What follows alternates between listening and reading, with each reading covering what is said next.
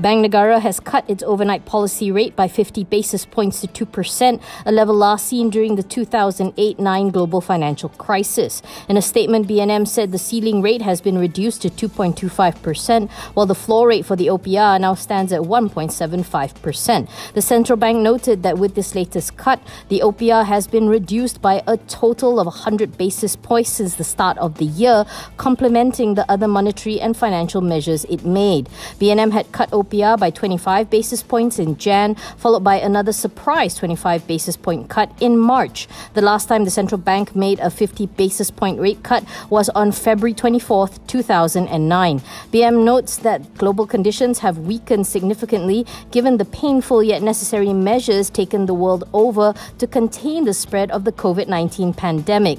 The central bank says that the substantial policy stimuli introduced by many economies, coupled with the gradual easing of confinement measures, would partially mitigate the economic impact of COVID-19. Back home, BNM says that while the gradual opening up of businesses under the Conditional Movement Control Order would help to improve economic activity, a big question mark still remains. The central bank says growth outlook continues to be subject to a high degree of uncertainty, particularly with respect to developments surrounding the pandemic.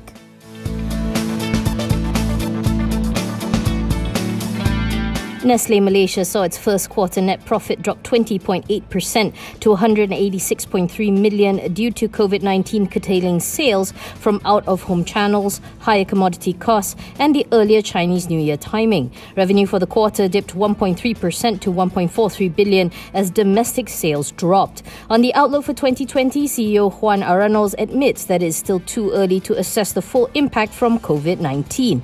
However, he explains that Nestle has been proactive since the emergence of the pandemic back in late Jan, implementing protocols to protect its employees. He adds that Nestle will also continue to build its capabilities for the long term with the allocation of 280 million in capital expenditure. This is the highest amount in 6 years. The money will go to expanding its manufacturing capabilities, such as boosting its current capacity for Maggi noodles and a new high-technology production line in Shah Alam. Aranolz says that the group will also keep to its current 95% dividend policy despite the current challenging times.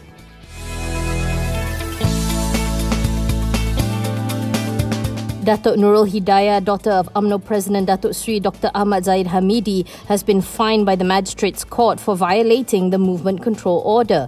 She, together with her husband Datuk Saiful Nizam Muhammad Yusof, were each fined RM800 or 3 months in jail in default for breaching the MCO on April 20th, Bernama reports. Both of them pleaded guilty and paid the fine. To clarify, the duo had breached the order by moving from their house in Kajang to the Department of Environment headquarters in Putrajaya, which was classified as a COVID-19 infection locality.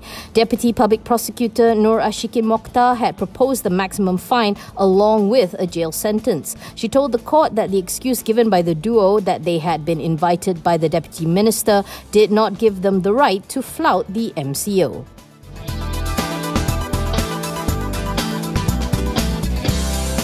AGESON was the most actively traded stock on Bursa Malaysia today, a day after it landed a 27.5 billion ringgit SAN order from a China-based company. The counter closed 12.5% up at 18 sen, with almost 200 million shares changing hands. Earlier the day, the stock had risen by as much as 25% to a record high of 20 sen before profit-taking paired gains. The stock has gradually been gaining ground since earlier this year, thanks to a steady stream of SAN-related contracts, each worth in the hundreds of millions. To recap, yesterday AGESON had accepted a purchase order from Guangzhou Kaishengda Industrial Co. for the supply of river and sea sand for 15 years.